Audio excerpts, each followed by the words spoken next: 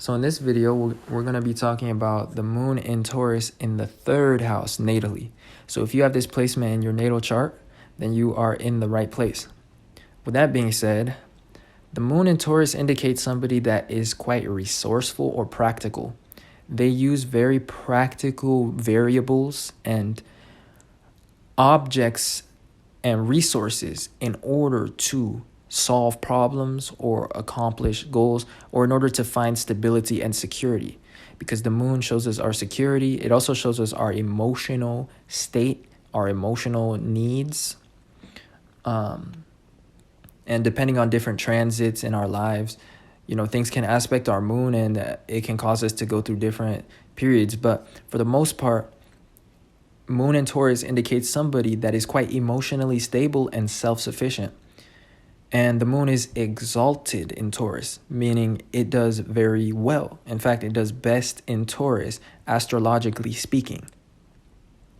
Now, as I was saying, people with the moon in Taurus, they tend to be emotionally content, and they tend to be quite resourceful. So no matter what level of wealth or resources that they have, they just use what it is at their disposal in order to accomplish a goal.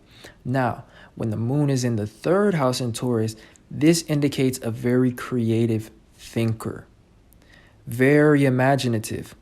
Your mind revolves around material objects or like physical imagery. So like the way that you think is with very practical pieces of material, or like colors, pictures. You have a very sensual mind with the third house being in Taurus, especially if you have the third house cusp in Taurus. Some of you guys may have the third house in Aries. That just means that you guys see very clearly when it comes to when you're thinking.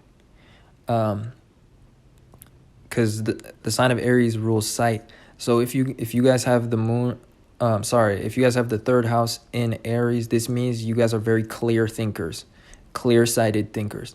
But people that have the third house in Taurus, they're very sensual thinkers, or like sensical.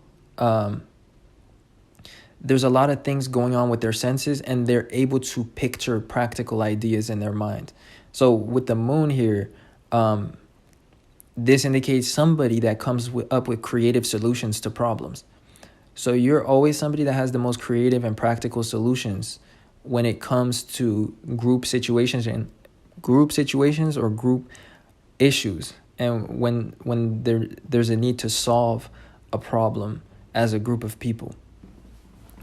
And so also, you tend to use your mind as a resource, because the moon is in the third house, which is the house of intellect and thinking.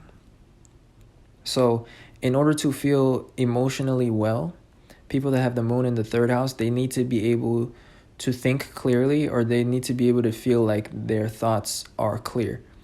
If they're too mentally overwhelmed, then it will affect them emotionally. But in this case, you tend to have a very stable mind, very stable emotions, and a realistic approach to life, but it's mixed with logic as well. So it's inventive. It's like realistic, but yet it's inventive and innovative.